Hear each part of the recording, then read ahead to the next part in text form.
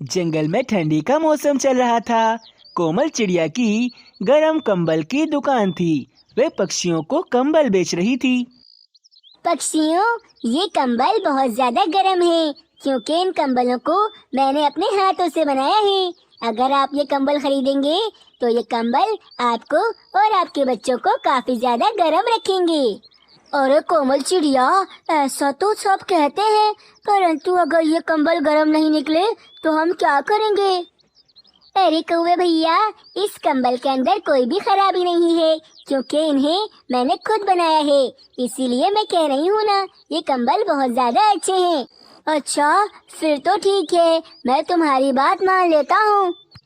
अरे हाँ कोमल चिड़िया, ठंडी तो काफी ज्यादा है और मेरे पास भी कोई कंबल नहीं है। मुझे कोई अच्छा सा कंबल दे दो। तो फिर बताइए तोते भैया, मैं आपको कौन सा कंबल दूँ? अरे कोमल, कोई भी कंबल दे दो, बस वे कंबल गर्म होना चाहिए। आप सब चिंता मत कीजिए, मेरे सारे कंबल काफी ज्यादा गर्म हैं। अरे हाँ कोमल चिड़िया, तोते को कंबल देने के बाद मुझे भी एक बढ़िया सा कंबल दे देना। ठीक है पक्षियों, मैं आप सभी को एक एक कंबल निकाल देती हूँ। अरे नहीं नहीं कोमल चिड़िया, मेरा कंबल अभी मत निकालना। मैं अभी रानी कौवे को लेकर आऊंगा, वे फिर अपनी पसंद से ही कंबल लेकर जाएगी। ठीक है कालू भैया, आप रानी बहन को ले आइए। फिर पक्षी अपने अपने कंबल लेकर वहाँ से चले जाते हैं। कालू कौवा भी अपने घर की तरफ चला जाता है। रानी को जाकर बोलता हूँ, उससे भी तो कंबल लेने थे ना। फिर कालू कौवा अपने घर पर पहुँचता है। अरे रानी रानी, मैं अभी कोमल चिड़िया की दुकान पर बहुत बढ़िया बढ़िया गरम कंबल देख कर आया हूँ। अरे हाँ कालू जी, कंबल तो हमें लेनी ही। मेरा राजू रात को ठंड में बेचारा अकड़ जाता है, इसलिए कंबल तो हमें लेने हैं, परंतु वे कंबल गरम तो होंगे ना? अरे हाँ हाँ, कोमल चिड़िया ने कहा है उसके कंबल काफी ज्यादा अच्छे हैं और मैं देख कर भी आ रहा हूँ, उन कंबल में कोई भी खराबी नहीं है। तो फिर चलो कालू, हम जाकर कोमल की दुकान से अपने लिए कंबल लेकर आते हैं। फिर कालू और रानी कोमल चिड़िया की दुकान पर कंबल लेने जाते हैं। अरे आइए आइए कालू भैया, रानी बहन आप आ गई।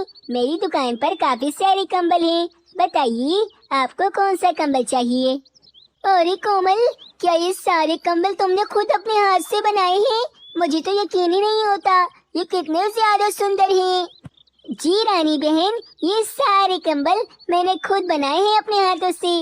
आप कोई भी कंबल ले जाइए, सभी कंबल अच्छे हैं। ठीक है कोमल चिड़िया, फिर हमें कोई अच्छा सा कंबल दे दो जिसमें कोई भी खराबी ना हो।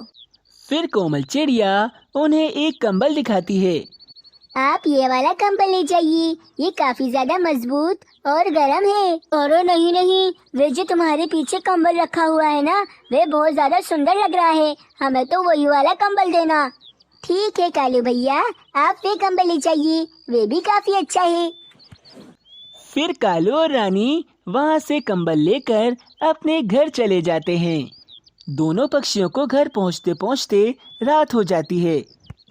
अरे कालू, कंबल तो हम ले आए हैं, परंतु तुम्हें याद है ना कि मुझे आज मेरी मौसी को देखने जाना है, उसकी तबीयत बहुत ज्यादा खराब है।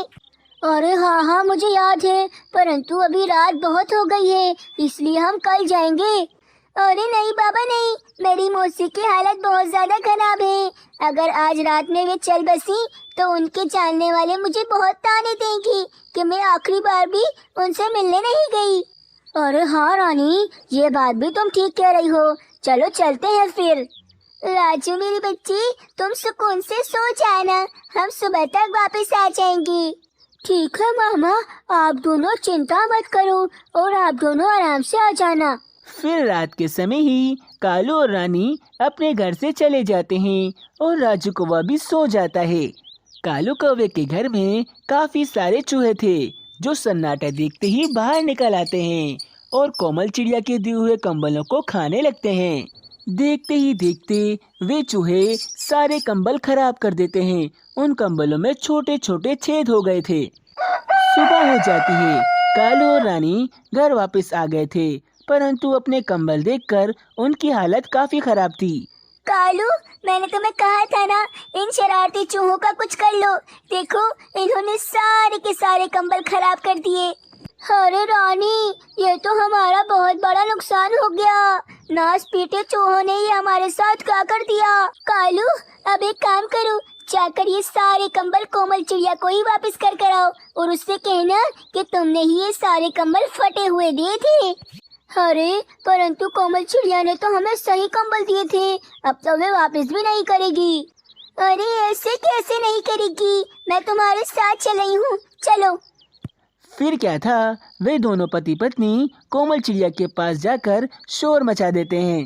अरे कोमल चिड़िया, हमें कुछ भी नहीं पता, बस ये कंबल वापस करो, तुमने हमें फटे हुए कंबल दे दिए। अरे कालू भैया, मैं आपको कितनी बार बताऊं, ये कंबल मैंने आपको फटे हुए नहीं दिए थे, कंबल बिल्कुल ठीक थे, आप ही इन कंबलों के साथ कुछ कर कर ले आए हैं।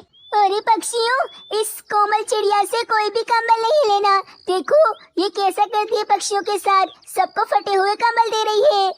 अरे कोमल चिड़िया, ये तुम क्या कर रही हो, हम सब पक्षियों को बेवकूफ बना रही हो। कोमल चिड़िया, चलो जल्दी से कालू कौवे का कंबल वापस करो और इसे अच्छा वाला कंबल दो। अरे हाँ, कालू कौवे का कंबल वापस करो, इसके साथ अन्याय मत करो। कोमल चिड़िया की बात तो कोई भी पक्षी नहीं सुन रहा था। तभी एक कबूतर वहाँ पर आता है। अरे अरे अरे कालू कौवे, जल्दी चलो, तुम्हारे घर में राजू कौवे को तुम्हारे घर के चूहों ने काट लिया है, उसका काफी खून निकल रहा है। अरे क्या, मेरा राजू, मेरा राजू। फिर क्या था, सभी पक्षी जल्दी जल्दी कालू कौवे के घर पर पहुँचते हैं। राजू कौवे को घर के चूहों ने काट लिया था। फिर रानी कौवी जल्दी से राजू कौवे की पट्टी कर देती है। अरे पक्षियों, देखा आप सब मुझ पर इल्जाम लगा रहे थे कि मैंने कंबल खराब दिए हैं। इस कालू कौवे के घर में तो चूहे हैं, चूहों ने ही कंबल भी खाए होंगे, जैसे आज राजू कौवे पर हमला कर दिया। अरे हाँ, हम सब समझ गए हैं, ये सब चूहों की कार्रवाई ही है और कालू कौवा होशियारी कर कर दूसरे कंबल लेना चाह रहा था। अरे हाँ, हमसे गलती हो गई। कोमल चिड़िया, इस कालू कौवे को एक भी कंबल नहीं देना। कालू कौवे, रानी कौवी, अब मैं तुम्हें एक भी कंबल नहीं दूंगी, पूरी सर्दी अब तुम दोनों ऐसे ही गुजारना। कालू और रानी भी अब समझ गए थे कि आगे की पूरी सर्दी उन्हें बिना कंबल के ही गुजारनी होगी और उनका झूठ अब खुल चुका है। प्यारे दोस्तों, अगर आपको ऐसी ही कोमल चिड़िया की अच्छी अच्छी कहानियाँ देखनी है तो हमारे चैनल को सब्सक्राइब करें और हमारी वीडियो को लाइक करें।